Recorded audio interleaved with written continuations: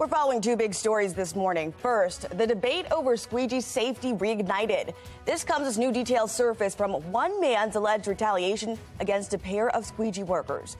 A Baltimore crime expert and former FBI agent joins us later to weigh in. Then, a new video highlighting the concerning trend of violence in Maryland schools.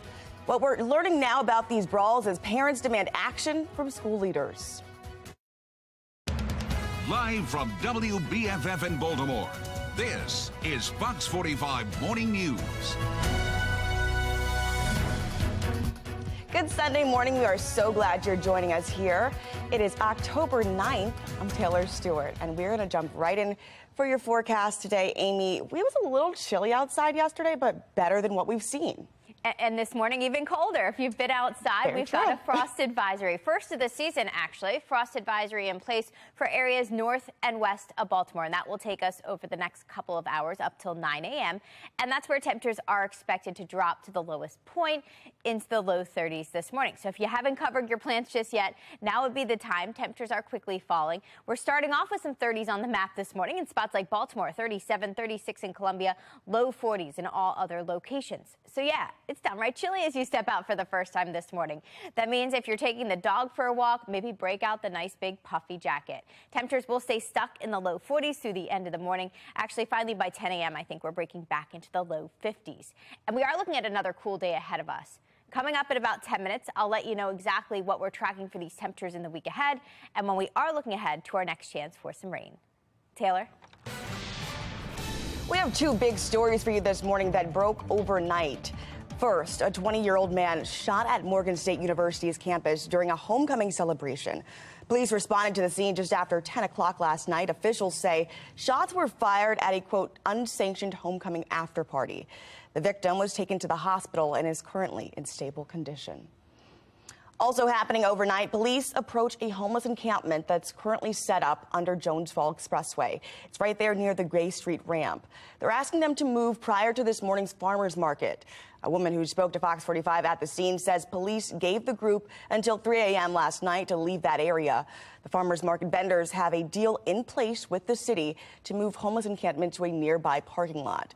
Those experiencing homeless have fought the decision, saying they have nowhere else to go if that camp is permanently cleared.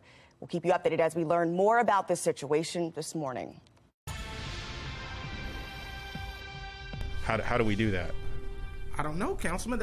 How do you do that? Well, I think that's not for me to decide. Well, that's for you guys to decide. More questions than answers as the debate continues over how to handle Baltimore's squeegee violence.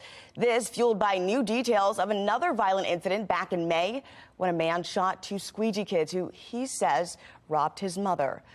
Fox 45 News is pressing Mayor Brandon Scott on his squeegee collaborative, and as Maxine Stryker reports, how they're working towards a safer city. As city leaders continue to try to solve the squeegee kid crisis playing out on street corners across Baltimore, the incidents keep on happening. According to police, there have been more than 600 squeegee-related calls since July 1st. We're working to figure out how to solve something that has been an issue for the city for 4 or 5 decades. And it is quite complex, and that's why all of the brain power in the city is all in one. We're trying to help fix that. But solutions don't seem to be coming fast enough for many. Just this week, we learned about two squeegee kids shot in May in what police indicate was a revenge shooting after the suspect said squeegee kid stole from his mother. And then there was Timothy Reynolds, who police say was shot and killed by a squeegee kid in July after he got out of his car with a baseball bat to confront a group of them. Can you arrest them for that, or can you detain them? Baltimore Police Commissioner Michael Harrison was questioned about the issue on WBAL Radio's C4 and Brian Neiman show. There are a lot of nuances to that. So there is no just yes or no. And while there are laws on the books, don't forget the way to enforce it has caused the police department problems. And that's what we are working on now with the collaborative, trying to figure out the appropriate constitutional way to enforce it. The Squeegee Collaborative has been active since July, but have yet to put out a report as the mayor continues to put his faith in them. The collaborative includes business members, the mayor's administration, nonprofits, and Squeegee kids. During their first public meeting in September, the media was not allowed to record. We tried to press the mayor for answers on 2 different occasions this week on when they'll wrap up their work, but he left before taking questions. Finally, Friday, we caught up with him. No, well, I'm waiting for the collaborative to say we have the work done. I met with them this week and told them about wanting to get that work to start to wrap that up. Scott not committing to when the public will see an actual plan, though one was promised by fall, just saying when they're done, he'll let us know. So we know that the focus is there. We're going to let the group, we said when we announced that the group is going to do its work and take its time, and we're going to make sure that we do it the right way this time so that we don't make the failures that were made for the previous 40 years. Fox 45 News took those safety concerns to your city council members. At a neighborhood safety meeting this week, we asked if city leaders should clear the corners, given what we've learned about this alleged incident. It seems like a good idea, they say, but take a listen. It seems like a good idea, if only except you can't just remove people from corners. It's not like we're not doing anything. Again, we're trying to get the right solutions in place. It's not like nothing's happening. So things are moving forward. The suspect's mother in that shooting has started an online fundraiser for her son, who's now facing attempted murder charges. Which brings us to our question of the day. Who do you believe is most to blame for failing to get Squeegee kids off the corners? Is it Mayor Scott, Marilyn Mosby, or the police department, or somebody else? So far, 92% of those who voted say Mayor Scott. We want to hear from all of you, though. Go to foxbaltimore.com/vote to weigh in. Election Day is just 5 weeks away, and all eyes will be on the gubernatorial race.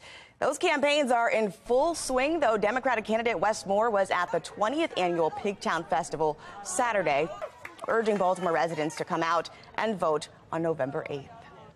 Moore's opponent, Republican Dan Cox, spent weeks fighting to overturn a measure that allows mail-in ballots to be counted as they're received by election leaders and ahead of Election Day.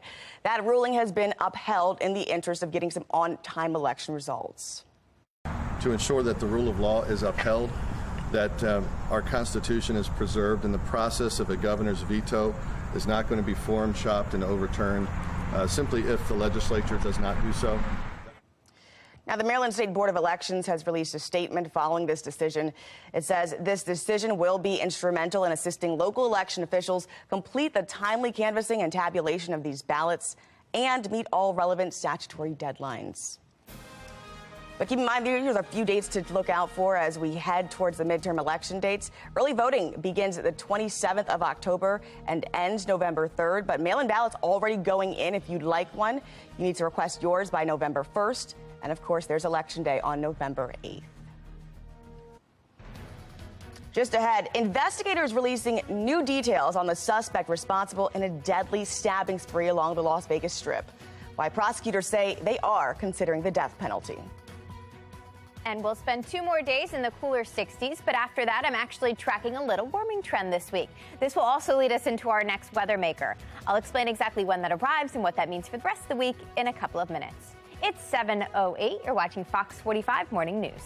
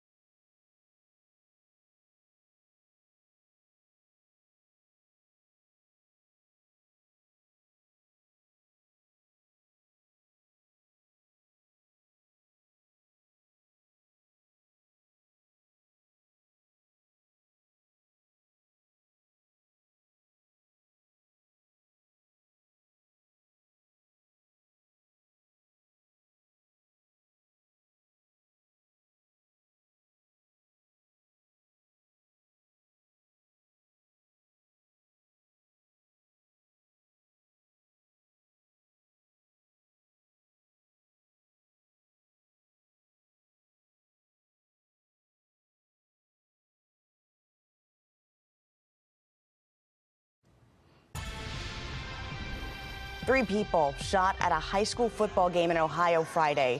Police have not released the name of the shooter, but they say fans ducked for cover and ran from the stands. That person opened fire, hitting 3 people total. Police say 1 adult and 2 students in total. They were all taken to the hospital. We're learning more about a suspect in a deadly stabbing spree along the Las Vegas Strip this week. Investigators named Yoni Barrios as their suspect. The 32-year-old man has a criminal record in California.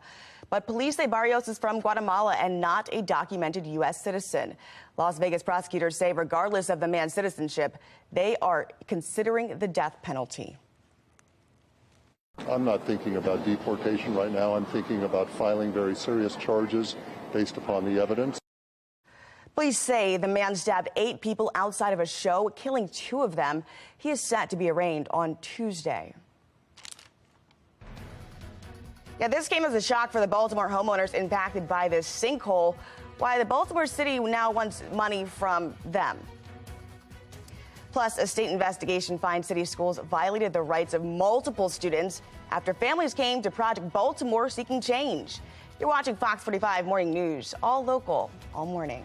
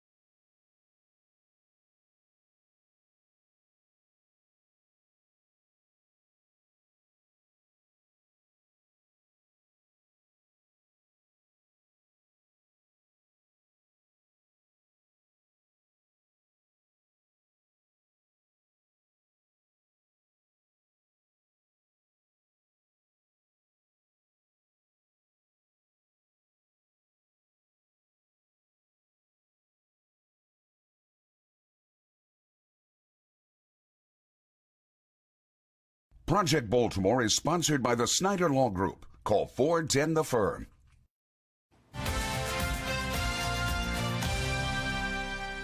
Baltimore City Schools under fire from the state after violating the rights of multiple students. As Project Baltimore's Crip Pastor explains, critics accuse city leadership of just looking the other way.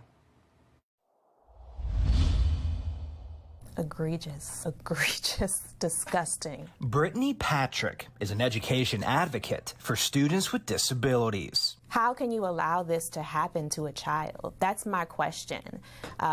Oftentimes as educators, we talk about these terms of equity and justice and access. Starting in May, Patrick watched as Project Baltimore told, one by one, the stories of these 4 Baltimore City students. Each one filed a disability complaint with the state because the city school system did not provide the services they needed to learn.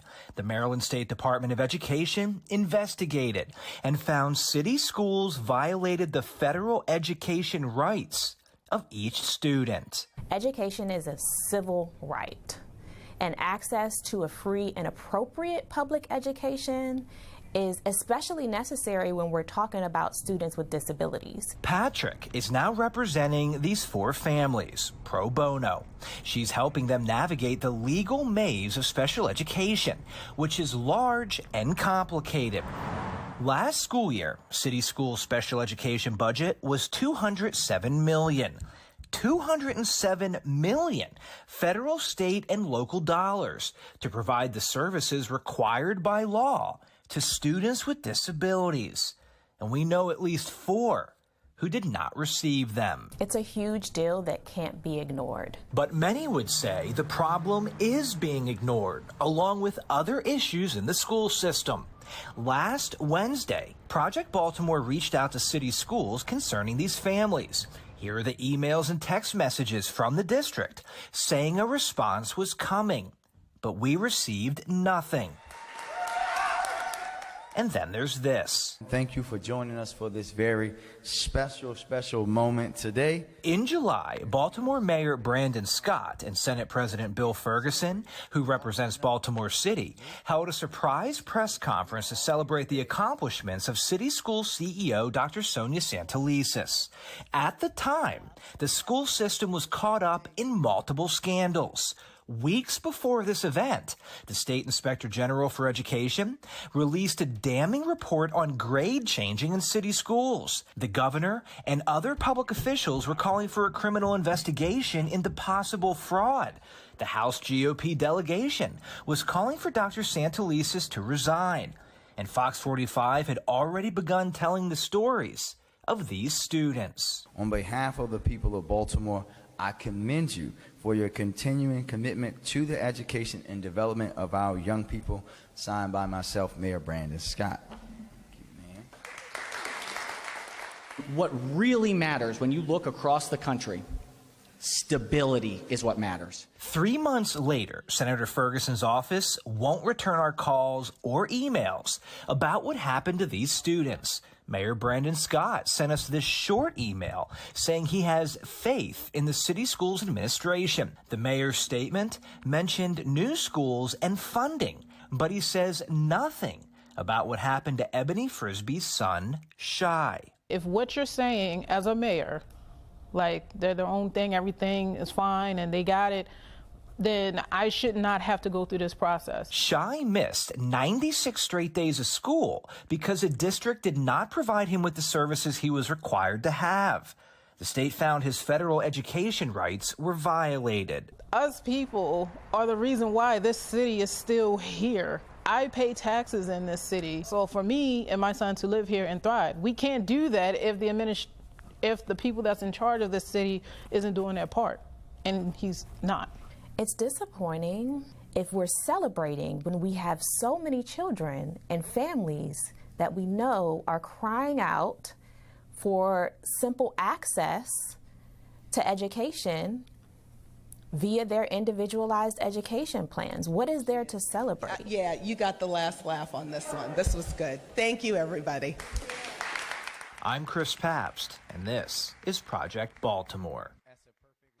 If you're a parent of a child with disabilities who's not receiving the education they deserve, Project Baltimore wants to hear from you. Call the hotline or send an email or go ahead and follow progress on social media.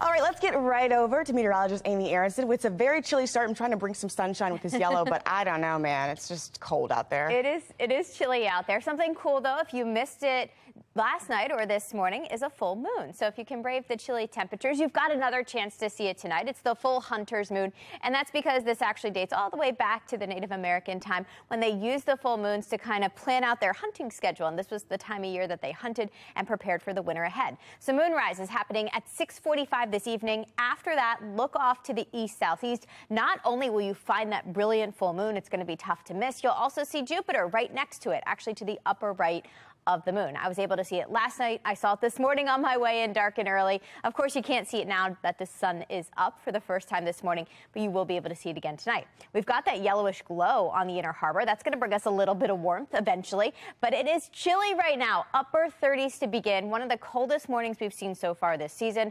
Low 60s to end today with more sunshine. We're actually going to start off the week with more sunshine and dry weather. It's not until later this week, come Thursday, that I am tracking our next weather maker and our next chance for rain. So we are included in a frost advisory along with a good chunk of the northeast. That's this light purplish color you're seeing extending into northwestern parts of the state due to that issue of some frosty temperatures there. Basically, it means make sure you protect any sensitive plants that are outside. That will take us up through 9 a.m. I am tracking your temperatures for the rest of the day, and eventually we make our way back into the low 60s, a few degrees milder than it ended up yesterday. As we head into your Sunday night, near kickoff for the Ravens game, this is where we start. We start in the upper 50s, but look at what happens as the game continues and wraps up. We end the game in the upper 40s, low 50s. So that's really what you want to dress for.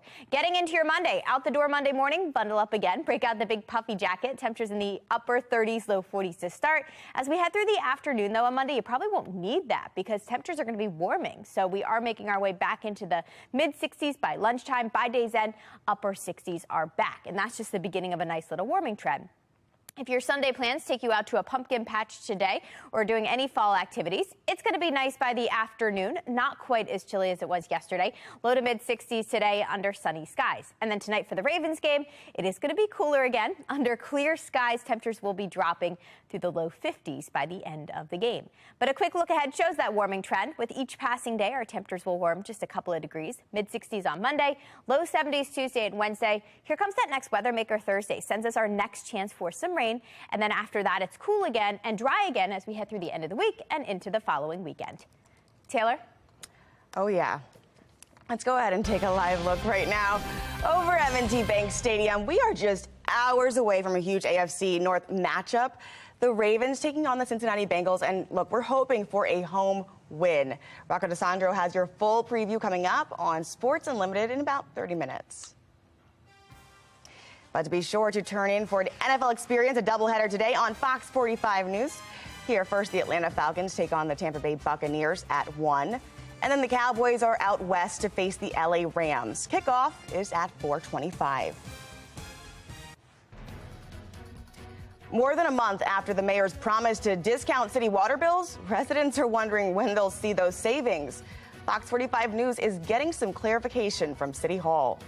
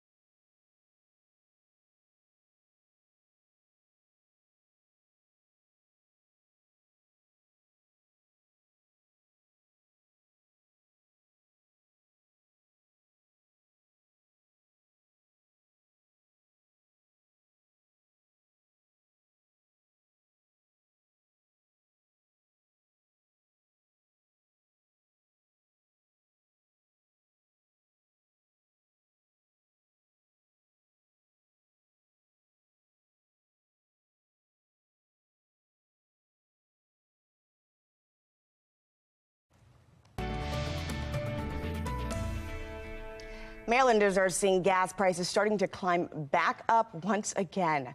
Prices now sit at $3.65 a gallon. That's up 20 cents from this time last week. It's also been a week to forget on Wall Street. The stock market capped its 7th losing week in the past 8. During a trip to Hagerstown Friday, President Biden said Republicans are focusing too much on stocks. Many of my Republican friends are basically arguing that good news for the economy is bad news for America. As if they're rooting for fewer jobs and lower wages. It's all part of this trickle-down mentality that says it doesn't matter what's happening on Main Street. What really matters is what's happening on Wall Street. Meta, the parent company of Facebook, warns as many as 1 million users may have had their login information stolen. Meta's research team discovered that more than 400 malicious apps designed to steal personal Facebook logins for both Android and Apple users. They're often disguised as games, photo editors, and lifestyle apps. A Google spokesperson says the apps that have been identified as part of that scam are being removed from Google Play. Parents are speaking up and trying to end the school violence. The latest events coming into play, sparking the need for change. President Biden says Armageddon could be closer than we think, while one expert says Russia can't control its nuclear arsenal.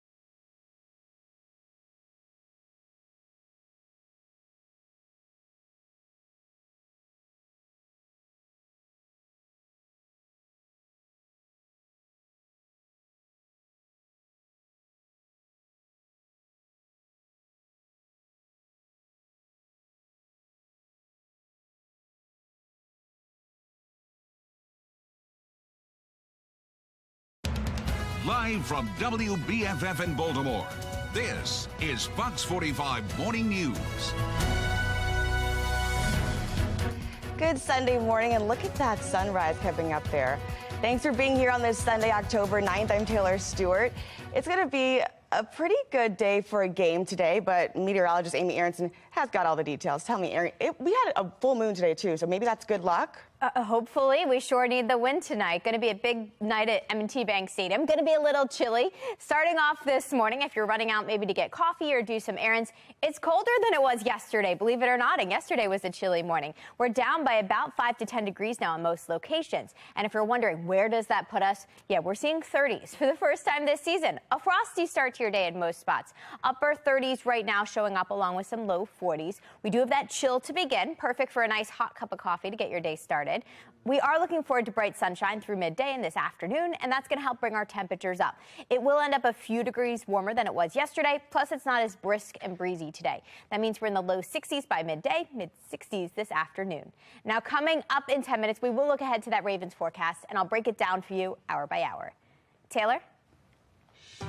We begin this half hour with new video showing vicious brawls in Baltimore County schools as these fights continue to surface on social media. Riel Creighton looks into the latest efforts from mothers who are trying to minimize the school violence. New video, another fight posted on social media. Parents coming to Fox 45 News pleading for help. This time, Perry Hall High School. There's no sound on the recording and images we've concealed because all involved are minors. But one of many attacks caught on camera shared by a mother with us, who says it's her daughter in the video, the victim of repeated beatings by bullies and threats that left them in so much fear she had to withdraw her from school. She's seeing it, that she has to worry about her safety in school. It marks the third mother this week to come forward to Fox 45 News seeking a solution to the fighting.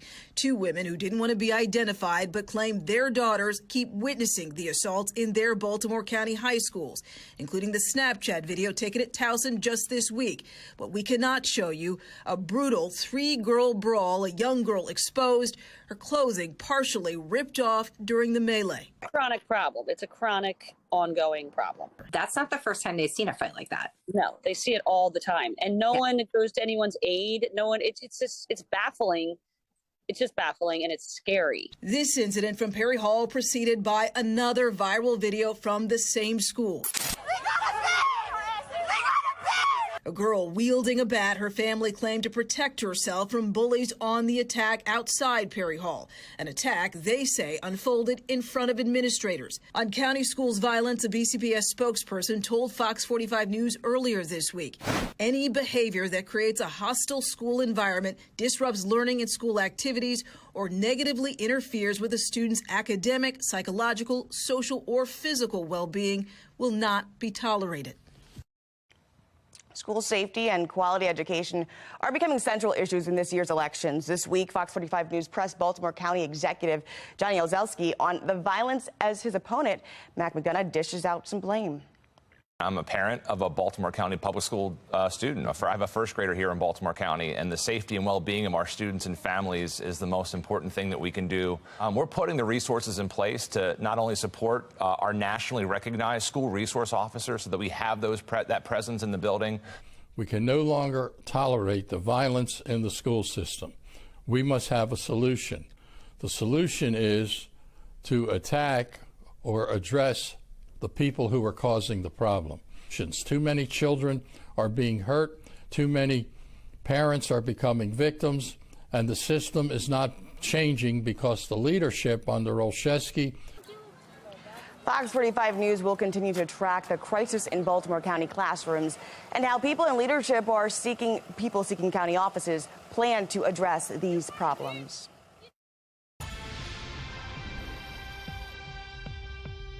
We understand what our communities have been going through, and in light of that, want to remind everyone that we are instituting a 25% discount citywide on water bills for the next billing cycle as we help to compensate residents for being without water and to help cover the cost of increased usage during flushing.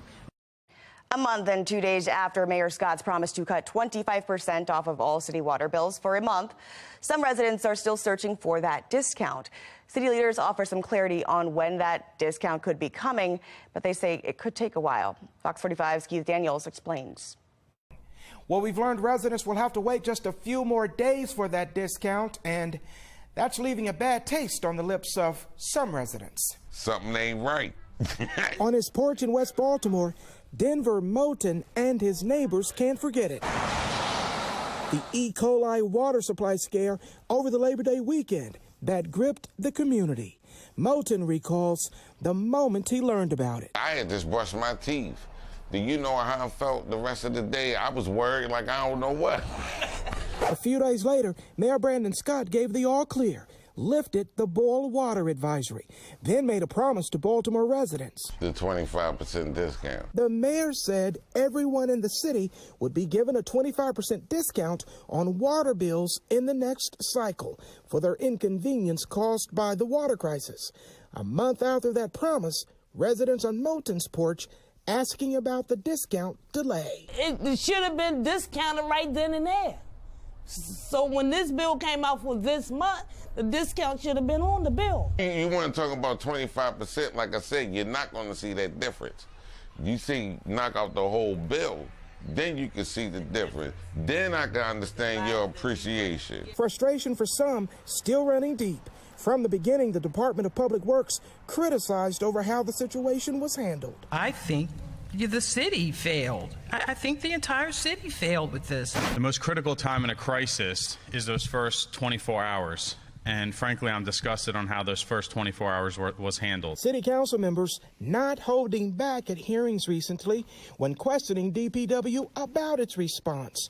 At last week's hearing, the agency revealing what may have caused the contamination, saying it was, quote, a combination of factors related to aging city infrastructure. I'm still wondering, is it still in the area? Meanwhile, waiting on the discount.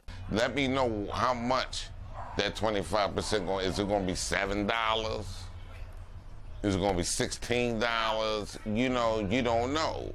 Well, according to the mayor's office, the discount will apply to charges that immediately follow the mayor's lifting of the boil water advisory that happened early September. They say the discounted adjustment should appear on your bill late October, running through late November. Reporting now, Keith Daniels, Fox 45 News.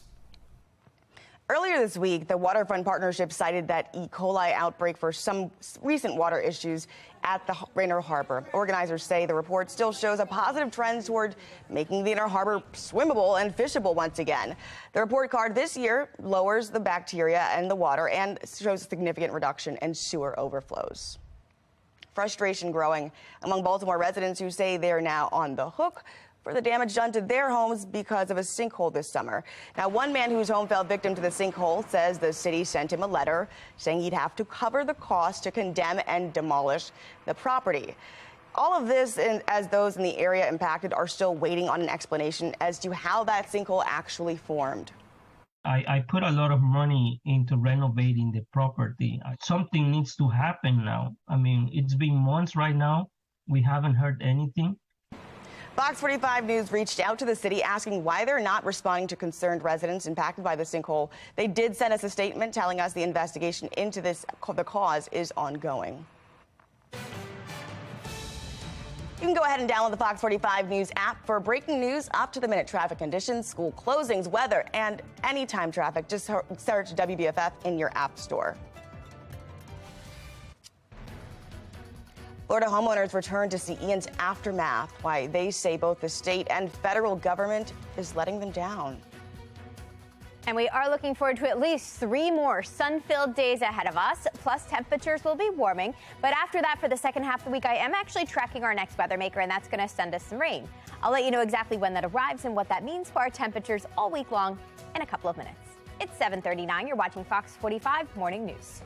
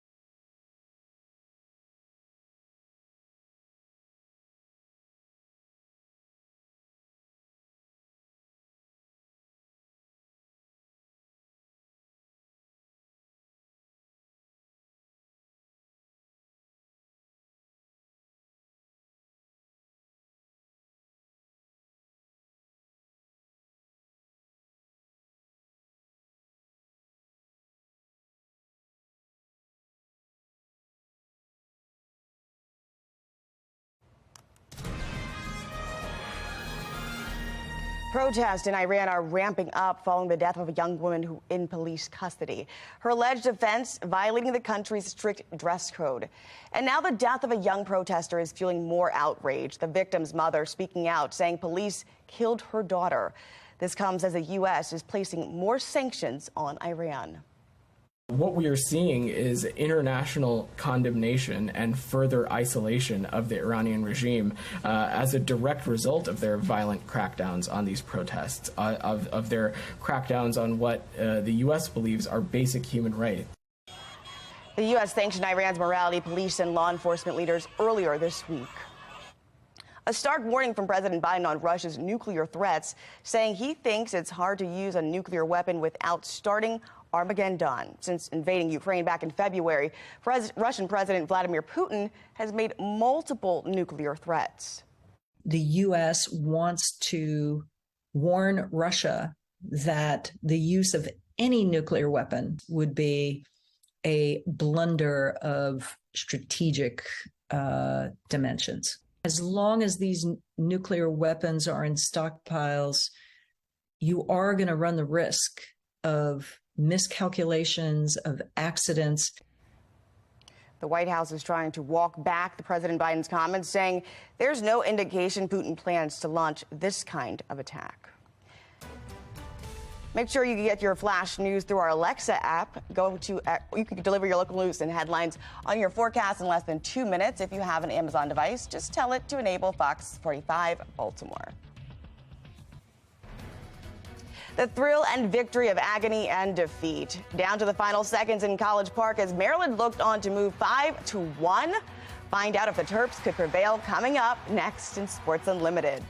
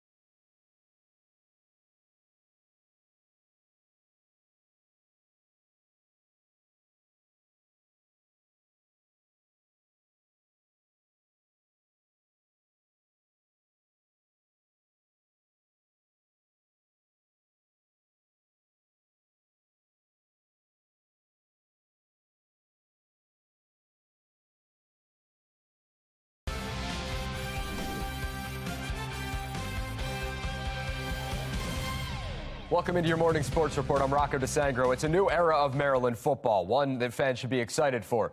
4-1 on the year, competing in every single game, and a chance to keep things rolling on another beautiful Saturday in College Park. Terps playing host to Purdue as the run through the Big Ten gauntlet continues. Maryland in the red zone. Talia Tungavailoa rolls right, takes it himself, and finds pay dirt from 9 yards out. Terps lead 7-0. Tied at 10 in the second. Aiden O'Connell dials up Mershawn Rice. Heck of a catch in the end zone. Purdue on top 17-10. Under a minute to go in the half. Turtles usually take their time. Not the case yesterday. Leah connects with Corey Dykes. Makes the catch at 17 at the break. Fourth quarter, same score. Tungavailoa Swings it to Roman Hemby. Tight ropes the sideline for the score. Extra point will be blocked. And now 3. Now with 1:20 to go, the Boilermakers make it an 8-point game. Go. Talia to Dykes again. Terps now down 2. They can go Raheem Jarrett. Tie game, but wait. Terps get called for an ineligible man downfield, so let's do it all over again. Talia drops back, scanning the field, fires to the back, but it's just out of the reach of Jayshon Jones. Maryland falls in a 31-29 heartbreaker, and while Coach Loxley is proud of his fight, he feels like there were plenty of chances for the Terps to win this game. Navy, in search of its second win of the year, welcoming Tulsa to town, and the midshipmen were running wild in this one in the first. Nathan Kent on the reverse, fakes out one defender, finds the edge, gets a few blocks, and he is gone. 70 yards on the touchdown. That cannon got fired off a lot in this one. To the second, Navy on 0 again, and it was just the start of a big day from Daba Fofana. 47 yards to the house. He finished with 3 scores in the first half on the ground. Behind 455 yards rushing, Navy dominates 51-21 the final. Towson taking on number 18 Elon. Tigers starting off hot. Tyrell Pigram looking end zone. DeKendall James lays out for the highlight reel catch. How about that? Under 15 and a half to go, or 15 to go in the half rather. Tied at 7. Matthew McKay steps up and dives in for the score. Elon led 14-7 at the break. Towson down 10 in the fourth. And this is where Rob Ambrose is going to go into the bag of tricks. And it pays off. Double pass puts the Tigers in the red zone. And they would make it a 1-score game on the field goal. But Elon would pull away in the fourth, handing the Tigers their 4th straight loss. HBCU homecomings, rather, are next level. The food's great. The bands are phenomenal. And the fans are just absolutely passionate. And the football just never disappoints. It's a party all day long. Homecoming for Morgan State. Bears looking for their 3rd straight win, welcoming winless Norfolk State to Hughes Memorial. Bears did not look great early on. Otto Coons punches it in from a yard out. Spartans led 17-0 at one point in the game. Bears would claw their way back, though, in the 4th. Down 10, Carson Baker scrambles.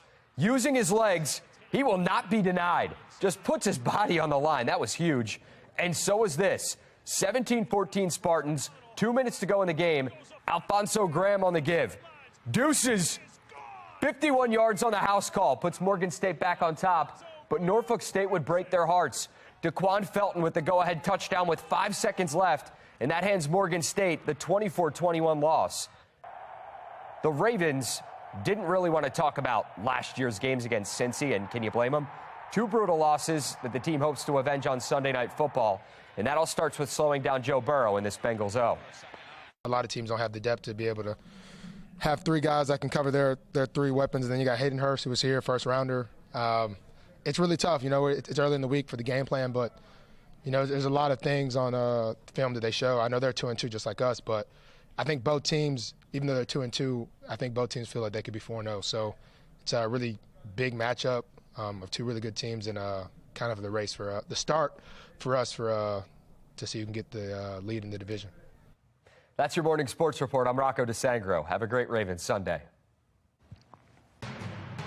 More than a week after Hurricane Ian touched down in southwest Florida, some residents are returning home to see the destruction left behind. Several people losing their patience, facing long wait times over their phones and long wait times outside FEMA. Florida Governor Ron DeSantis has praised the efforts of volunteers trying to get those communities back on their feet. But frustration is mounting over the response at both the local and federal level. Some people even complaining about fraud. I have no income and no car, and I went in to apply for FEMA and just found out that somebody's already applied a fraudulent claim using all my information and my social security number. So I have to call the fraud hotline now to see what's going on. My God, can you imagine? As of this morning, more than 50,000 Floridians still without power. The American Red Cross has been active in recovery efforts in Florida. If you'd like to donate, go to redcross.org, or you can send an automatic $10 donation by texting the word Ian to 90999. Now let's get over to meteorologist Amy Aronson for a look at our forecast. Wow, that shot behind you is so gorgeous. Yeah, look how pretty it looks. The sun is making a bright appearance, taking over the sky, looking down at Towson this morning. And that should help us out a little bit because it is chilly out there to get things started. Upper 30s, low 40s this morning. That's what you want to dress for as you step out the door. Maybe you're running some Sunday errands, getting coffee, walking the dog. I would break out a warmer jacket. You're going to need it. Pretty quiet across the country. We've got some rain and some flood concerns for parts of the southwest, but on the East Coast, not much happening. High pressure to thank for that. That is working its way in from the west, setting us clear skies in most spots to get things started today. Clear skies and chilly temperatures. Lots of dark blue now oozing its way into the mid-Atlantic and the northeast, bringing our temperatures into the very chilly 30s. Some of the coldest air we've seen so far this season. Now, luckily, it's going to be nice and sunny today, and that's going to help bring our numbers up. A few degrees milder than it was yesterday, with highs warming right into the low and mid-60s. Now, overnight tonight, it's going to be another chilly one. Temperatures will be falling. We start off in the 40s Monday morning when you step out the door, but as we get into Monday afternoon, even milder. Temperatures will start to warm this week with sunshine sticking around. Highs make their way back into the upper 60s by Monday. If you're headed out to tailgate this afternoon ahead of the Ravens game tonight, looks fantastic. Not as breezy and brisk as it was yesterday. Instead, we're left behind with calm sunshine and temperatures warming their way through the low 60s leading up to kickoff, which is happening at 8:20 tonight. If you're wondering, are these cooler fall-like temperatures here to stay? Looks like there's a decent chance. Our 8 to 14-day temperature outlook takes us all the way through October 22nd, and it does include us in this darker blue, which means a pretty high chance that we'll see below normal temperatures through that point. Looking at the next 7 days alone, it shows temperatures are at or slightly below where they should be. We should be in the low 70s. Today, we're about 10 degrees below that. Tomorrow, a little closer to normal. And then we're actually right at normal Tuesday through Thursday before this next weather maker gets here. That next weather maker is a cold front, and it will send us some scattered showers starting Thursday afternoon through Thursday night. And that's going to cool us back down again. So right now, an early look at next weekend looks like it starts off dry and cool with highs in the mid-60s each day. Taylor? Another event to look forward to this weekend, next weekend rather, Baltimore's Runner Festival. How you can get involved next.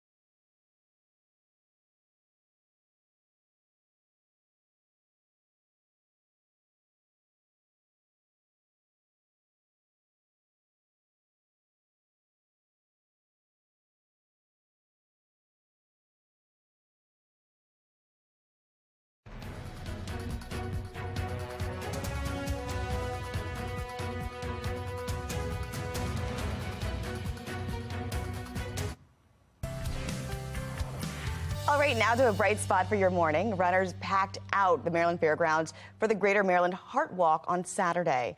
It's the top fundraiser for the American Red Heart Association every year. Hundreds of people gather there to raise funds and awareness about heart disease.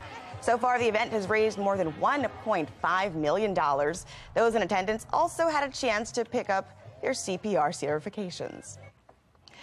The 21st annual Baltimore Running Festival is now less than a week away. Thousands of runners will come to Baltimore to run half and full marathons around the city. But what should runners be doing to get themselves prepped for the race? An orthopedic surgeon with Mercy Hospital in Baltimore says consistency is routine and necessary to run this kind of race. People often get in trouble with running injuries if they've had an acute change in their intensity or duration of training or their equipment that they're using. And that's when we tend to see the overuse injuries occur, the stress fractures occur. So it's about preparing ahead of time and then staying on that plan through the event. Registration is still open online at thebaltimoremarathon.com. All right, but today it's time to commemorate the classic American combo. Happy International Beer and Pizza Day. This food and beverage, they're kind of just made for each other. You know what I mean? Whether you prefer pepperoni pizza or a pale ale or anything with the stout, the combinations are endless. Be on the lookout because some restaurants will offer specials on pizza and beer today. So go enjoy a cold one with your slice of your favorite guilt-free pizza while you maybe watch the game. And looking ahead for your Sunday, cooler weather. Still to come, meteorologist Amy Aronson has a look at your work week forecast. And new details coming in on a Squeegee Kid altercation, how this event ties into the ongoing city violence. You're watching Fox 45 Morning News, all local, all morning.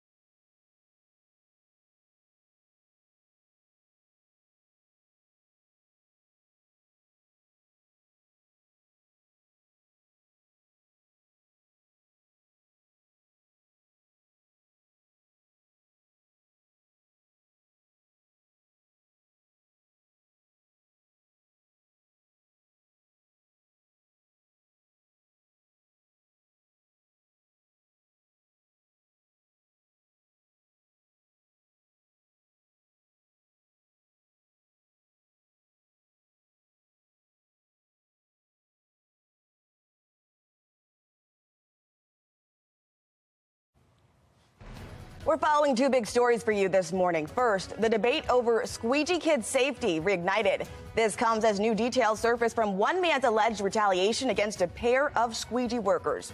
A Baltimore crime expert and former FBI agent joins us to weigh in. Then, new video highlighting the concerning trend of violence in Maryland schools. What we're learning about these brawls as parents demand action from school leaders. Live from WBFF in Baltimore, this is Fox 45 Morning News.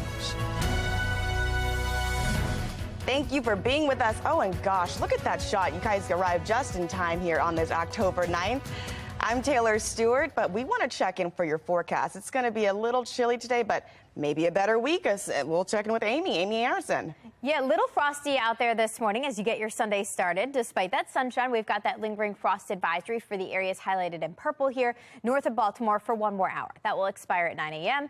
And then after that, temperatures should be improving pretty much everywhere. But right now, we're off to a chilly start. We're just above the frosty point, low 40s in all spots right now. Still means you want to grab a nice warm jacket as you head out this morning, maybe to take the dog out. Little chilly to begin with temperatures in the 40s, but by the end of the morning, we should warm up and make our way back into the mid-50s. Coming up in 10 minutes, I'll break down these temperatures for you hour by hour for the rest of the day, and we will take a look ahead at what to expect at M&T Bank Stadium tonight. Taylor? We have 2 stories for you that broke overnight. First, a 20-year-old man shot at Morgan State University's campus during a homecoming celebration. Police responded to the area around 10 o'clock last night. Officials say shots were fired at, quote, an unsanctioned homecoming party. Victim was taken to the hospital and is currently in stable condition. Also happening overnight, police approach a homeless encampment that's currently set up under the Jones Falls Expressway near the Gay Street ramp.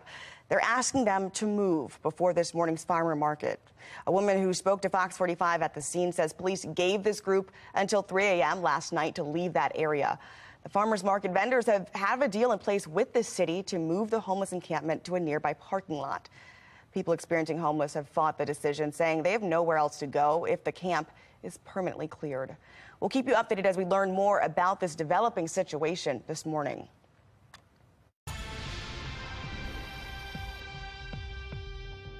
How do we do that? I don't know, Councilman. How do you do that? Well, I think that's not for me to decide. Well, that's for you guys to decide. Questions than answers as the debate continues over how to handle Baltimore's squeegee violence. This is fueled by new details of another incident that took place back in May when a man shot 2 squeegee kids who he says robbed his mother. Let's bring in former FBI agent Tyrone Powers. Powers also served as the chair of the People's Plan to dramatically reduce crime in Baltimore City for more than 2 decades. Good morning, Tyrone. Good morning. Thank you for having me, Taylor. Thanks for the opportunity. Absolutely. Now, clearly you know a lot about the issues of crime here in Baltimore, but it's hard to imagine that in any other city, window washing would result in the level of crime we've seen here in the city. Talk about the crux of this issue. Yeah, there's a couple of things here. First of all, squeegeeing in itself is not the issue. It's the behavior associated with that and the criminal behavior associated with that has to be addressed, and I think which is what the police department is trying to address. You're not going to have full enforcement of every law, so the debate over whether squeegeeing is legal or not illegal is kind of an irrelevant debate because you got 2,900 officers, 600,000 citizens. You're never going to have full enforcement. You can't enforce citizens who litter. But what you're looking at is the violent behavior associated with on both sides for those who participate in the behavior who are out there squeegeeing and those who either retaliate or get involved or are motivated to do something to the squeegee young people. So I think the things that they're looking at the origins of why they're out there, find some opportunities and some other options for the squeegee kids. And then on the other hand, in the immediate, addressing behavior that is criminal. And it doesn't matter whether they're squeegeeing or whether they are doing other things, participating in other things in the city.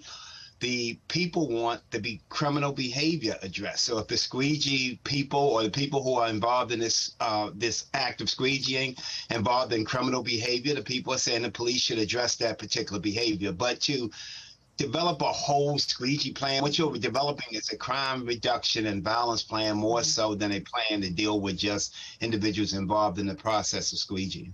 Well, I want to circle back to this collaborative the mayor has put together back in July. It's called a Squeegee Collaborative. We're expecting some sort of recommendation from it early this month. What do you hope that leaders bring to the table? It's a multifaceted group, nonprofits, law enforcement. What are you hoping they bring to the table to get a solution, not only for these kids, but for folks who are fed up with this? Yeah, I think that actually mainly some opportunities. It's a remarkable thing to me that you would need to put a committee or a focus group or a group together in July to deal with an issue. Mainly what you're addressing is the violence associated with squeegeeing. And here we are in October and you don't have a report. I mean, how many people do you have to put together? How many brains you have to put together to come up with a solution? Because if we need 2 or 3 months to come up with a solution for squeegeeing, then we're really in trouble with murder, homicide, and the other crimes associated with that. The simple solution is I hope these organizations can can provide opportunities for the young people, can intervene, prevent some of the activity. And then the police department just has to have a plan to monitor their behavior and to make sure that those who participate in crime are not only arrested, but then work with the state's attorney's office to make sure they're convicted. It's a pretty simple law enforcement criminal justice plan that we seem to make more complicated by bringing people together to have a whole lot of say. That takes 3 months to decide how to deal with and address criminal behavior on both sides, if it exists. A confluence of systematic issues, I think, that have been long rooted in Baltimore, and obviously, hopefully we see something come from this collaborative because, like you said, and take the politics out of it, because everybody wants credit for everything. You got city council people and the mayor, and everybody wants to grandstand rather than come up with concrete and simple solutions. If it's a policing issue, then the police commissioner is the expert on policing. Let the police department do their job and enforce when there are criminal violations. Don't have them over-enforce,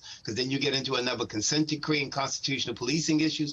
And let the groups who have the solutions in terms of intervention opportunities, understanding that it's difficult to be in a capitalist society and not have any capital for the young people, to provide those opportunities. But 3 months for a plan, it's a little bit ridiculous, and it says something more about the politics of Baltimore than the policing. Powers, a lot said here, a lot of great insight. Thank you so much for joining us.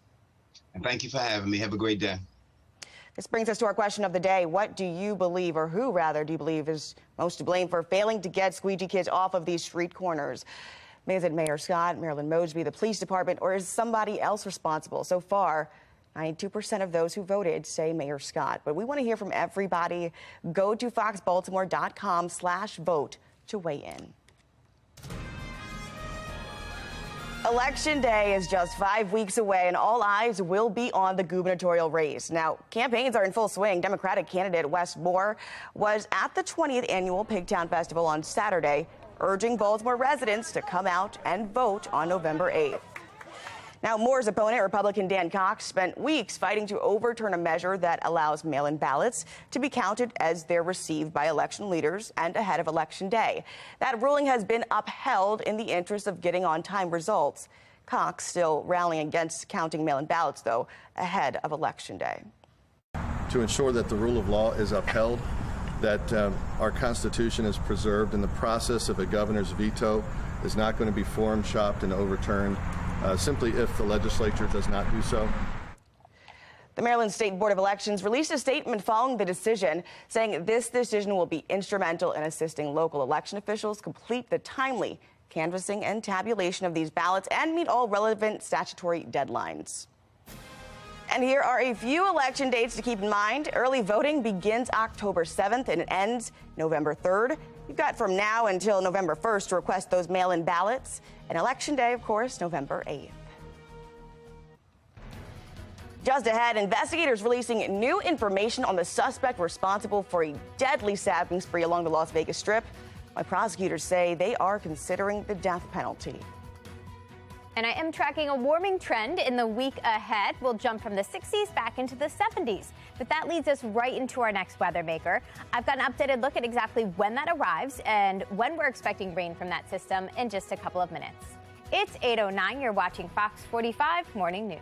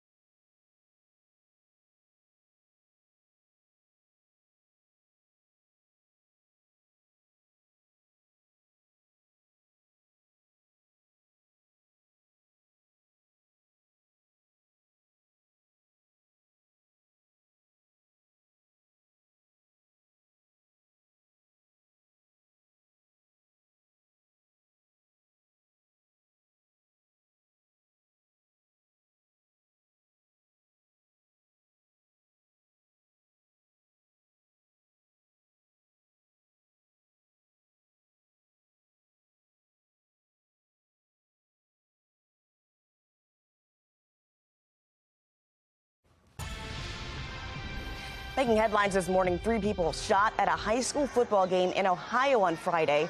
Police have not released the name of the shooter, but they say fans ducked and ran for cover from the stands when that person opened fire. Police say one adult, 2 children were shot, 3 in all taken to the hospital. We're learning more about the suspect in a deadly stabbing spree along the Las Vegas Strip this week. Investigators named Yoni Barrios says their suspect, the 32-year-old man, has a criminal record in California, but police say Barrios is from Guatemala and not a documented U.S. citizen. Las Vegas prosecutors say regardless of his citizenship status, the office is considering the death penalty. I'm not thinking about deportation right now. I'm thinking about filing very serious charges based upon the evidence. Police say the man stabbed 8 people outside of a show, killing 2 of them. He's set to be arraigned on Tuesday. A shock for Baltimore homeowners impacted by a sinkhole. Why Baltimore City now wants money from them. And coming up on Maryland's Most Wanted, the manhunt for a fugitive caught in a twisted love triangle. You're watching Fox 45 Morning News, all local, all morning.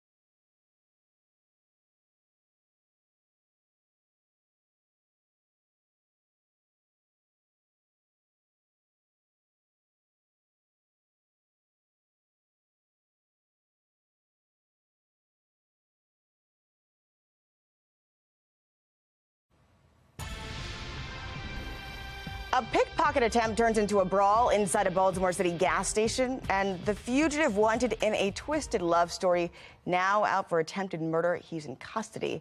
Now, Alexa Ashwell has this week's Maryland's Most Wanted.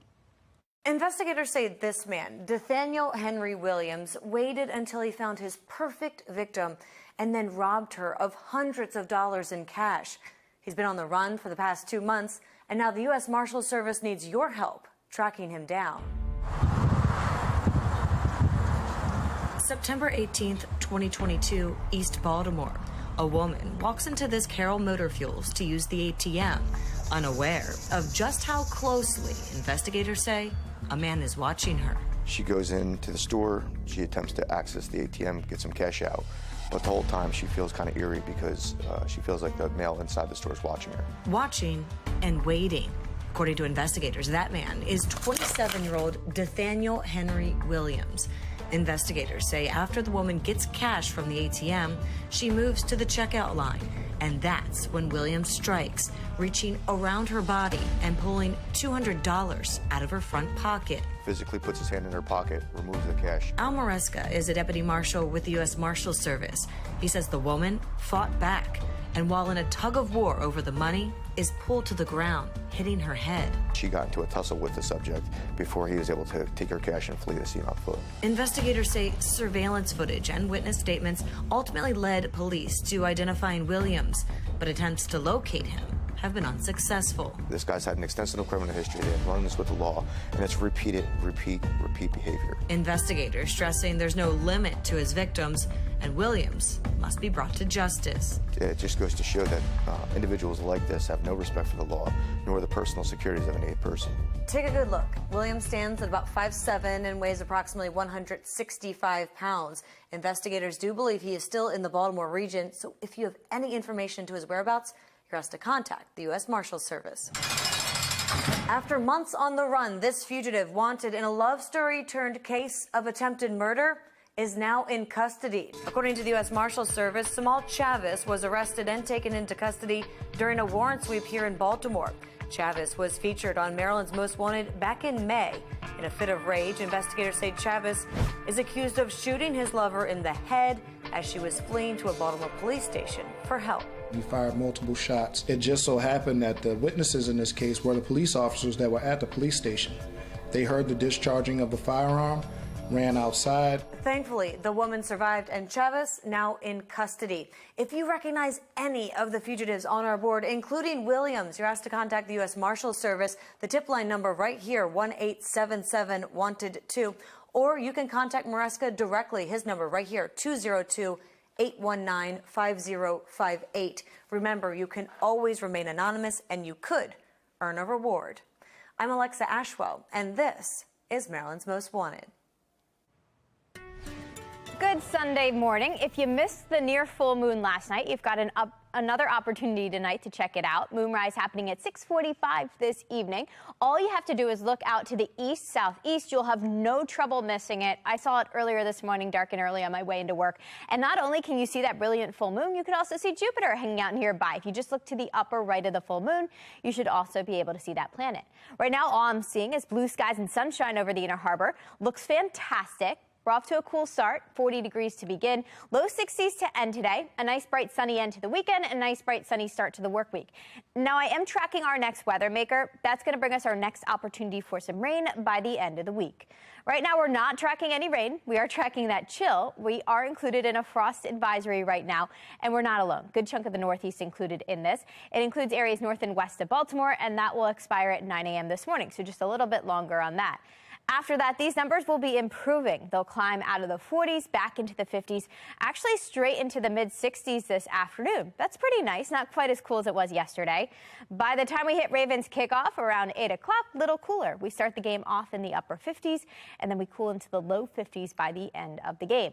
We start your Monday morning off with temperatures in the upper 30s, low 40s. That means a jacket is needed as you step out the door tomorrow morning to head back to work, back to school. By the afternoon, though, it does feel much better. Temperatures will start to warm and improve back into the mid and actually upper 60s by the end of the day.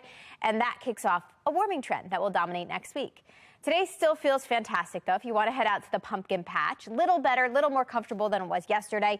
Low to mid 60s on tap this afternoon with nothing but sunshine.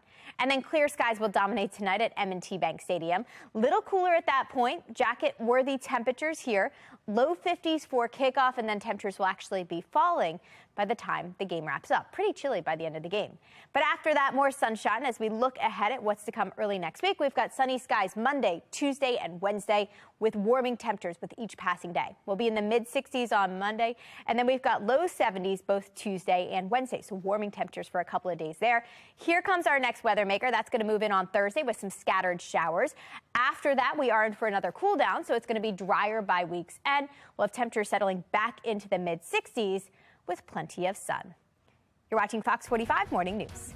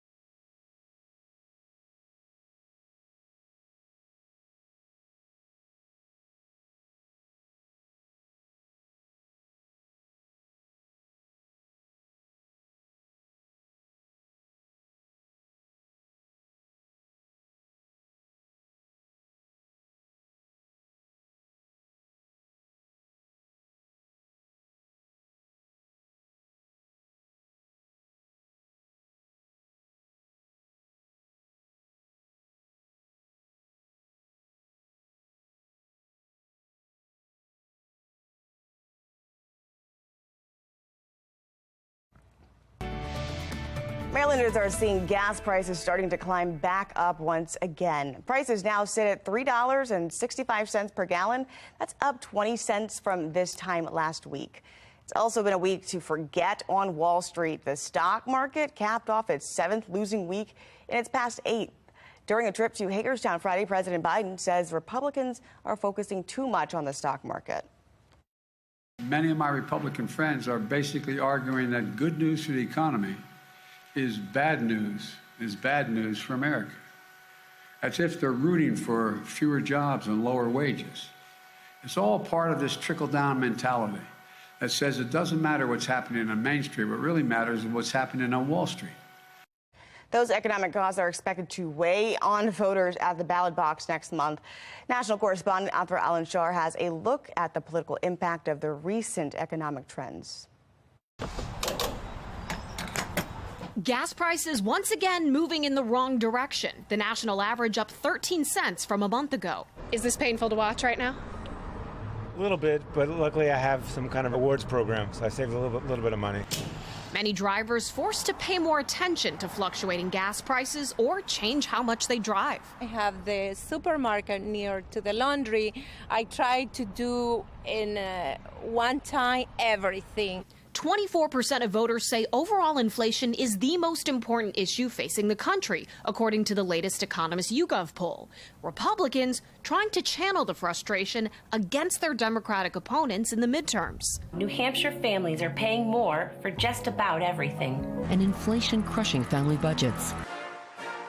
President Biden making stops across the country, often with a focus on the economy, new manufacturing investments, jobs. This recovery has been the fastest increase of people re-entering the workforce of any modern economic recovery. But as political science professor Dr. Todd Belt explains, as long as gas prices are high, it's hard for any politician to use messaging to tell people that things are going to get better when they see those big signs on the side of the road with those big numbers. In swing states with some key races that could shift power in Washington, gas is above the national average of $3.89, which could hurt Democrats' chances. It's not like the president has a magic wand or anything like that to change the price of gasoline. One tool the president has, which he announced this week he's using again, is tapping into the Strategic Petroleum Reserve. But it's expected to have a minimal impact on the price per gallon and draws criticism from Republicans who claim the move depletes the emergency stockpile. For many Americans, the financial strain does feel like an emergency, one that could determine their vote. In Washington, I'm Athra Al-Anshar reporting. Alrighty, let's go live to M&T Bank Stadium, where we're just hours away from a huge AFC North matchup. The Ravens taking on the Cincinnati Bengals here at home, and Rocco DeSangro has a full preview on Sports Unlimited in about 30 minutes.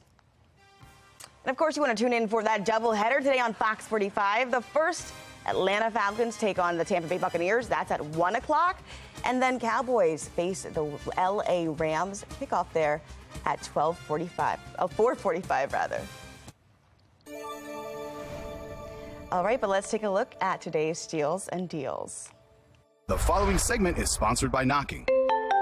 You guys, what are two things you lose the most? It's your keys and it's your phone. And it's so frustrating. I know this because I spend hours every day looking for these items. So listen up. You don't want to miss this buy one, get one exclusive deal on the Key Smart Pro. Now, the Key Smart Pro organizes up to 14 keys in one little device. Literally every guy on the set has one in his pocket right now. And as we were setting up this display, people were actually trying to take them. So my advice is buy this now for everyone you love because they're not going to last. It takes all those keys in the drawer, the bottom of your purse, and puts them right into one little thing, and it connects to a free app. So if you lose your keys, you press the button on the app. You lose your phone, you press the button on the keychain. Even if your phone is on silent, you can find it. It's a win-win. They find each other, guys. You know how many hours this saves us? For me, like probably 6 hours a day. I bet you have someone in your life that needs one of these. My family literally impersonates me by putting on a pair of sunglasses and saying, "Where's my phone?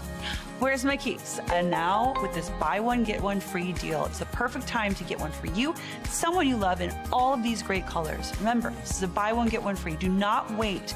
Go to asadeals.com.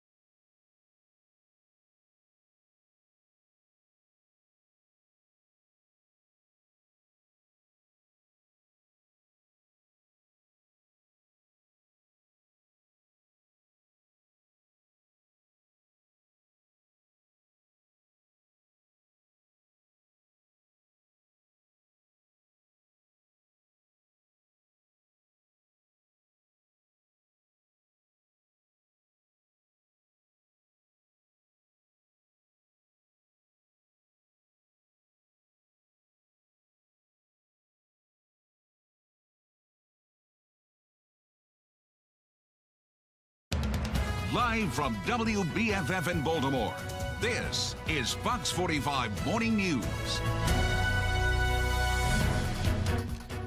Good Sunday morning, and look at that, the harbor looking gorgeous already.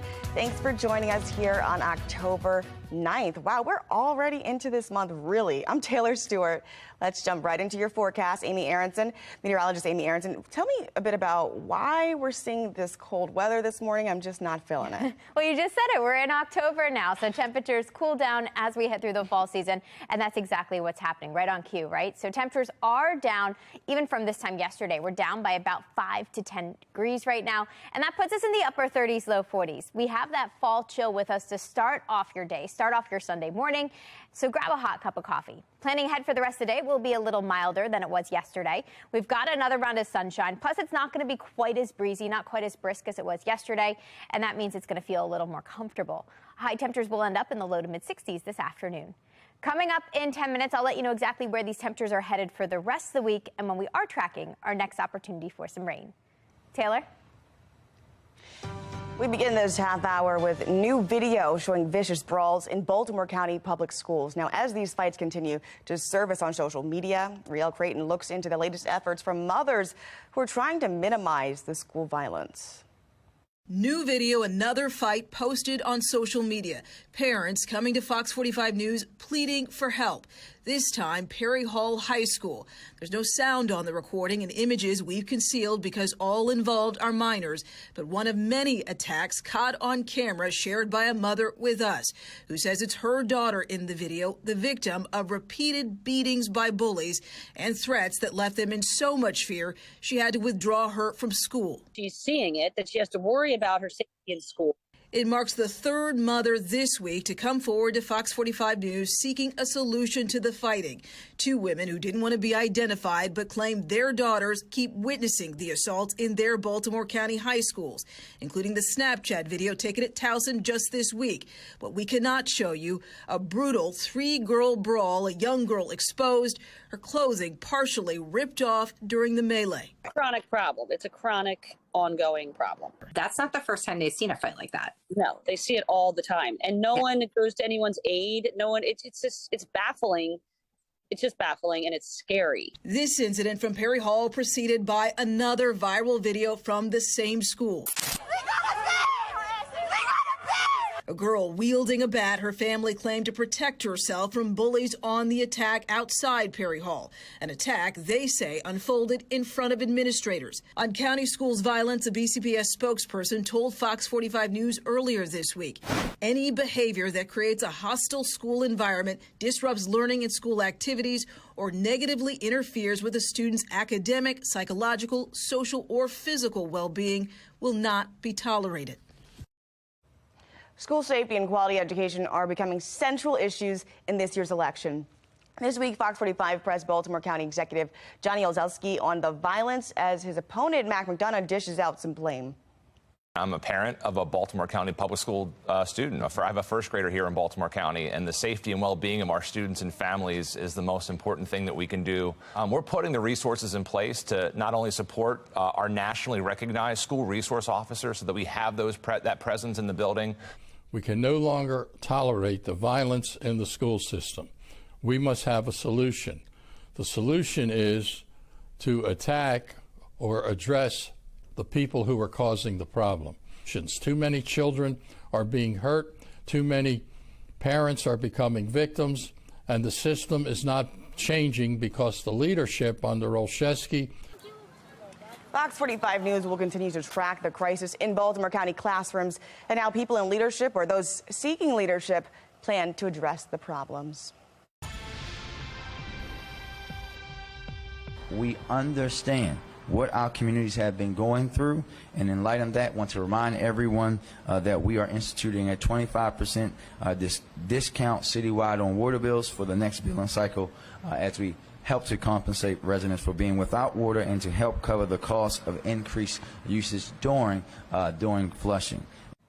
Now, a month and 2 days after Mayor Scott promised to cut 25% off of all city water bills for a month, residents say they have not seen that reduction. City leaders offer some clarity on that discount, saying it could take a while to see those changes. Now, Fox 45's Keith Daniels gets to the bottom of it. Well, we've learned residents will have to wait just a few more days for that discount, and that's leaving a bad taste on the lips of some residents. Something ain't right. On his porch in West Baltimore, Denver Moten and his neighbors can't forget it. The E. coli water supply scare over the Labor Day weekend that gripped the community. Moten recalls the moment he learned about it. I had just brushed my teeth. Do you know how I felt the rest of the day? I was worried like I don't know what. A few days later, Mayor Brandon Scott gave the all clear, lifted the boil water advisory, then made a promise to Baltimore residents. The 25% discount. The mayor said everyone in the city would be given a 25% discount on water bills in the next cycle for their inconvenience caused by the water crisis. A month after that promise, residents on Moten's porch asking about the discount delay. It should have been discounted right then and there. So when this bill came out for this month, the discount should have been on the bill. You want to talk about 25%, like I said, you're not going to see that difference. You see, knock out the whole bill, then you can see the difference. Then I can understand your appreciation. Frustration for some still running deep. From the beginning, the Department of Public Works criticized over how the situation was handled. I think the city failed. I think the entire city failed with this. The most critical time in a crisis is those first 24 hours. And frankly, I'm disgusted on how those first 24 hours was handled. City council members not holding back at hearings recently when questioning DPW about its response. At last week's hearing, the agency revealing what may have caused the contamination, saying it was, quote, a combination of factors related to aging city infrastructure. I'm still wondering, is it still in the area? Meanwhile, waiting on the discount. Let me know how much that 25% is it going to be $7? Is it going to be $16? You know, you don't know. Well, according to the mayor's office, the discount will apply to charges that immediately follow the mayor's lifting of the boil water advisory that happened early September. They say the discounted adjustment should appear on your bill late October, running through late November. Reporting now, Keith Daniels, Fox 45 News. The Waterfront Partnership released a report citing the recent E. coli outbreak for some of the recent water quality issues at the Inner Harbor. But organizers say the report still shows a positive trend toward making the Inner Harbor swimmable and fishable once again. The report card this year lowers the bacteria in the water and shows a significant reduction in sewer overflows. Frustration growing among Baltimore residents who say they're now on the hook for the damage done to their homes caused by a sinkhole earlier this summer. One man whose home fell victim to this sinkhole says the city sent him a letter saying he'd have to cover the cost to condemn and demolish his own property. Now, all of this as those in the area are still waiting for an explanation as to how that sinkhole actually formed there. I put a lot of money into renovating the property. Something needs to happen now. I mean, it's been months right now. We haven't heard anything. Fox 45 reached out to the city asking why they're not responding to concerned residents impacted by the sinkhole. They did send us a statement telling us an investigation into the cause of this incident is ongoing. You can get your Fox 45 news in a flash through your Amazon Alexa or Echo. We now deliver your local headlines and your forecast, all less than 2 minutes. You've got that Amazon device? Well, just tell it to enable Fox 45 Baltimore. Florida homeowners returning to see Ian's aftermath, why they say both the state and federal government is letting them down. And I am tracking 3 more sunny days in a row with warming temperatures, but that just leads us up to a new weather maker. I've got an updated look at exactly when that sends us some rain in a couple of minutes. It's 8:39. You're watching Fox 45 Morning News.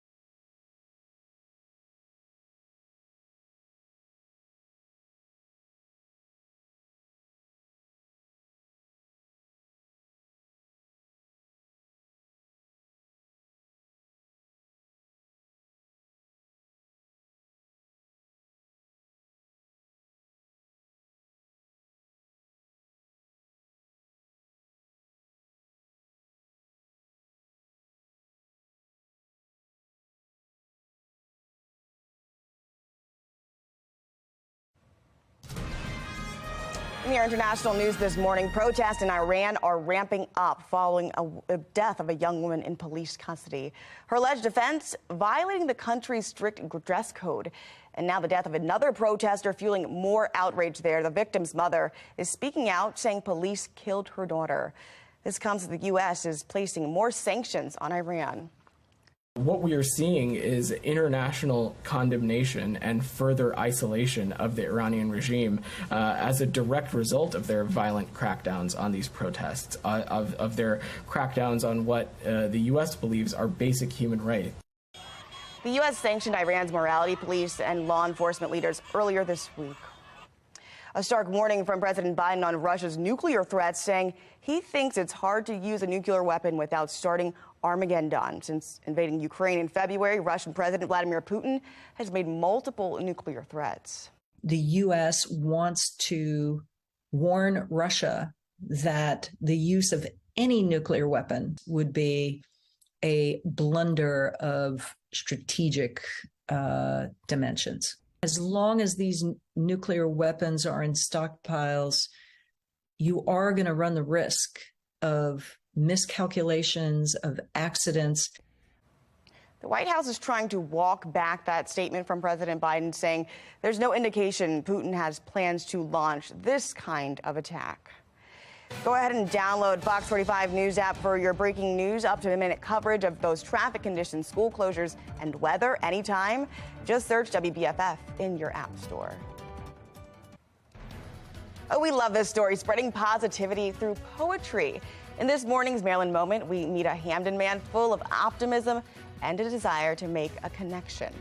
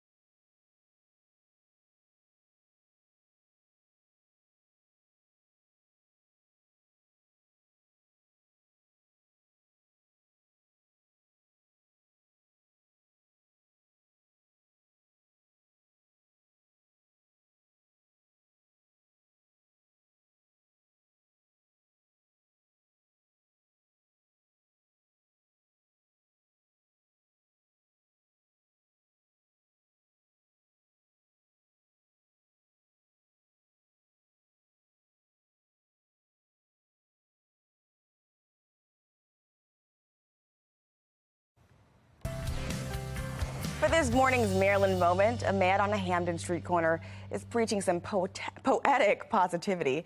Fox 45's Rebecca Fryer and photojournalist Lane Blank share this nice story. In a city where kindness often doesn't make the front page, Carter Flagg takes a front seat. I got thoughts on the future that I want to see. On a mission to make Baltimore a better place, Carter decided doing so Come out here a couple times a week. could be as simple as pulling up a chair We've been to like a baseball game where people are like, get your popcorn here, or like get your poems here. and putting pen to paper. Offer people an opportunity to receive a poem. Poems here. Got poems today. Get your poems here. Poetry, get your poems here. For complete strangers. My friend Pat Boyle's birthday. Okay. And he would be so amused with an amazing poem. Each poem starts with a few questions. How do you spell your name? How's the day going? What's something you appreciate about yourself? I'm just gonna ask too many questions. Getting to know his subject. What's Pat all about? Can you tell me something you appreciate about Destiny? Everything. Then Carter Just a moment. gets to work. And in a matter of minutes, Can I read it to you? Yes, please. his personalized poems Ready? Yeah. To Destiny. are ready to read. Roses are red. Now, he's not technically a professional writer. To Farabee, to Pat, to Chalet, who has stumbled upon this corner of free poems, a thoughtful listener, and raising three youngins, stories which I envision Olivia living herself, knows how to bring just a hint of a smile to those around her. But he is certified in the art of compassion. And I get hugs sometimes, and it's validating. It's funny, because, like, The poems are free, so this doesn't like pay the bills in any sort. We need more people like this. But it just feels really nice knowing that there are decent humans out there that are gonna see you as another decent human. And at the end of the day, Carter's only hope, his listening ear and his thoughtful words. I just take what they give me and then give it back to him with like a little bow on it. Will remind others kindness doesn't come at a cost. It's given me a lot of faith that when we do things without asking for anything in return, we'll be supported by those around us. A smile, a good deed. Thank you, Skip. Have a good one. Or the perfect words. Aw, I love that. Thank you. Awesome. Thank you so much. I love that. Show being kind is entirely free. You can't quantify it. Yeah, you can't put any price tag on it. And sure. yet the payback is often priceless. So I don't have any money, but I have a lot of, my heart is usually pretty full when I'm out here. Get your poems here. Rebecca Pryor. Read poetry, get your poems here. Fox 45 News. It was a packed scene at the Maryland Fairgrounds for the 2022 Greater Maryland Heart Walk. Yesterday, hundreds of people gathered to raise funds and awareness about heart disease. This is the top fundraiser for the American Red Heart Association. Every year they've raised money, but this year, though, so far they've raised $1.5 million, and those in attendance also had a chance to prick up their certifications for CPR.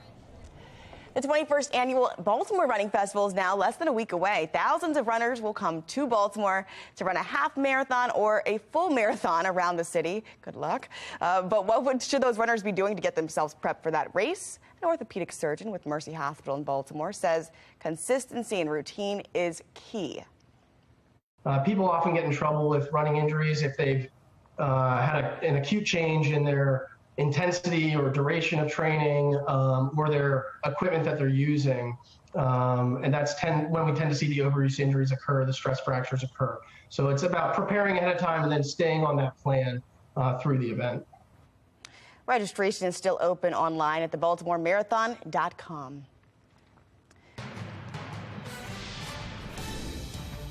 Now, more than a week after Hurricane Ian touched down in southwest Florida, some residents are returning home to see the destruction left behind. Homes leveled, absolutely destroyed, but several people are just losing their patience after facing long wait times on the phone or outside of FEMA recovery centers. Florida Governor Ron DeSantis has praised the efforts of volunteers trying to get those communities back on their feet. But frustration is mounting over the response at both the local and the federal level. Some people even complaining about fraud. I have no income and no car, and I went in to apply for FEMA and just found out that somebody's already applied a fraudulent claim using all my information and my social security number. So I have to call the fraud hotline now to see what's going on.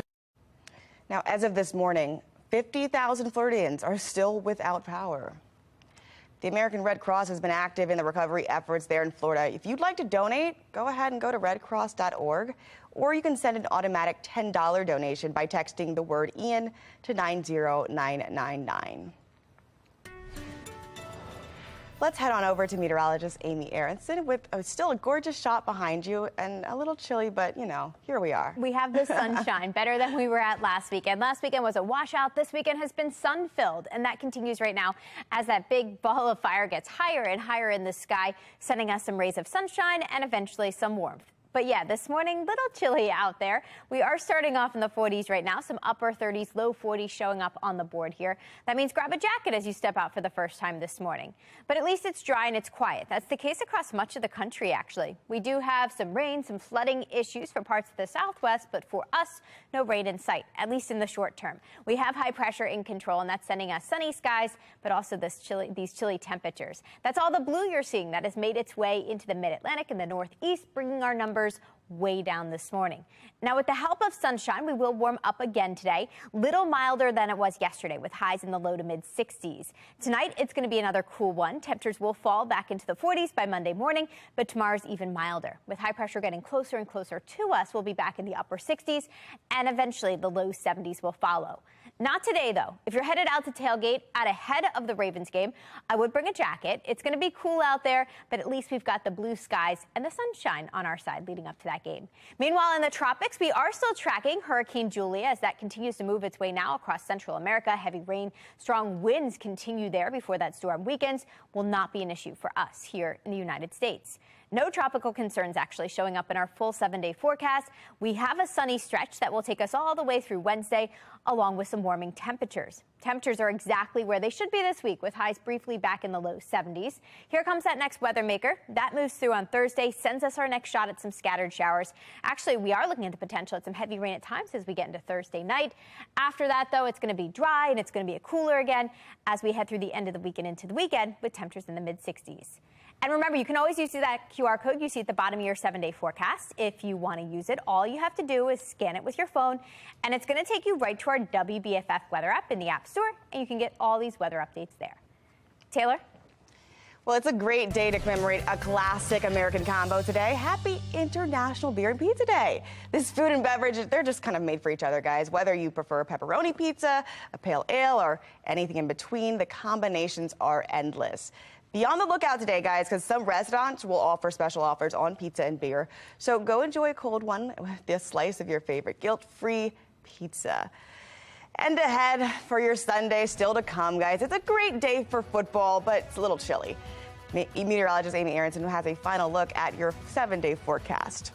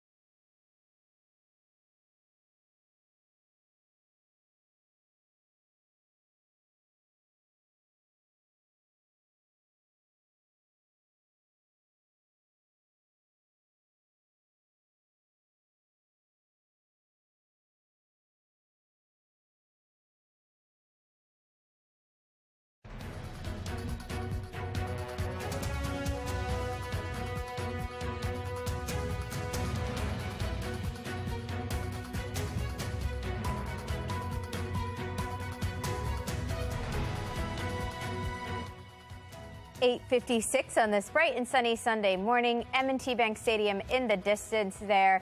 What is it now? Kickoff is at 8:20, so we still have a ways to go until that, like 12 hours technically. Yeah. But we're going to have a beautiful day. So great day for a walk, great day to go outside, at least take in some of the sun. Yeah, anything you want to do. If you're going to be tailgating extra early, looks great for that too. I would bring layers because here's a preview of what's coming tonight.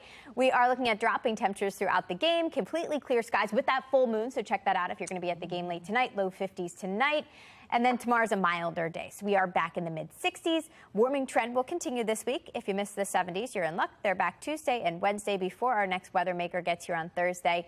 That will send us our one and only chance for rain this week. Looks like right now coming through Thursday afternoon, Thursday night, we get some rain with that system, and then that's going to knock our temperatures down, bringing us back to the mid-60s again Friday heading into next weekend.